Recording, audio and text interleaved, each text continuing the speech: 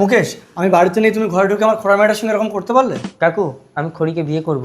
তোমার বাবা বড় লোক, আমাদের মতো গরিবদের সাথে কখনোই সম্পর্ক করবে না। আমি বাবাকে বুঝিয়ে বলবো। ঠিক আছে, যাও তাহলে, এখনই তোমার বাবাকে ডেকে আনো, আজই তোমাদের বিয়ে দেবো। চলে আয় মুকেশ। কোথায় যাবেন আপনি? এই আমার ছেলের জন্য সুবলের মেয়েকে দেখতে যাচ্ছি। ওর মেয়ে তো খোড়া, আমার মেয়ে কত সুন্দর দেখতে, আপনি আমার বাড়ি চলুন। তাই এটা আপনার মেয়ে? বাহ, ভারী সুন্দর দেখতে তো। এই চল। বাবা, আবার আমার মুখের উপরে কথা বলে। আমি যাকে পছন্দ করবো তাকেই তোকে বিয়ে করতে হবে, চল।